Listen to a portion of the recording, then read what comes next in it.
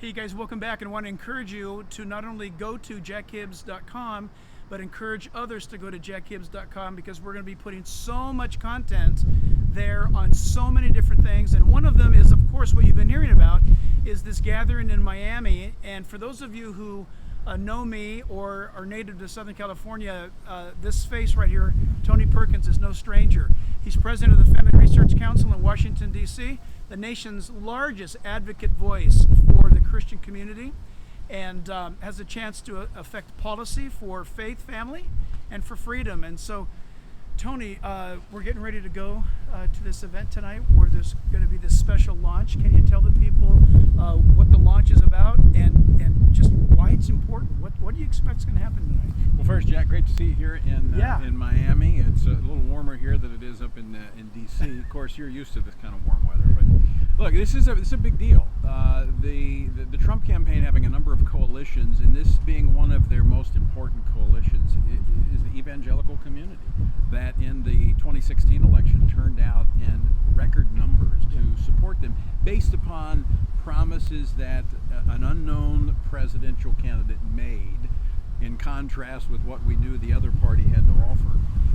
He's delivered on that. And I think this election, of course, every election is defining of the nation. Sure, every election. This, though, I think is even more defining than past elections, because you have such clear contrast of visions for for America being presented by the two major parties. And so I think it's absolutely critical that Christians be informed, engaged, and turning out to vote in this election, because this, as I said, is going to be one of the most defining elections for America's future that we have ever seen. Tony, let me ask you a question. I had a guy tell me, a Christian brother, say, but God is sovereign. God is sovereign, and the elections, I don't pay any attention to them because God is sovereign. And I really had a hard time with that logic, because God is sovereign. He's also, in his sovereignty, placed you and I in a republic where we get to pick our leaders, right? Yeah, look, no one questions the sovereignty of God. God was sovereign at Sodom and Gomorrah. That's right. God was sovereign in the flood. But we have a choice as human beings.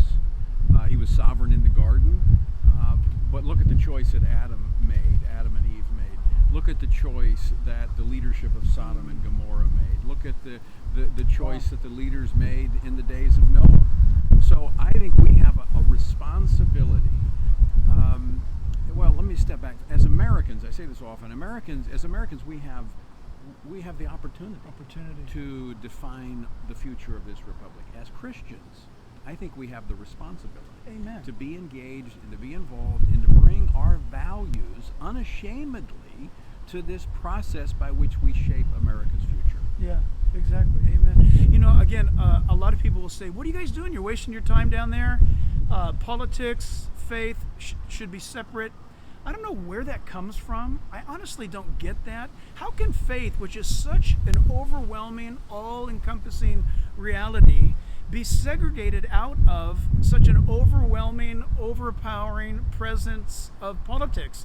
Because politics is really what we're talking about, is your culture in which you live in. Well, it was certainly not wasting the time, because I'm working on my tan, as you can tell. Yeah, we got to get the right angle, though. Look, if Paul said, if eating and drinking should be done to the glory of God, should not voting, should not engaging in the shaping and the directing of our culture be important to God? Whatever you do unto the glory of God.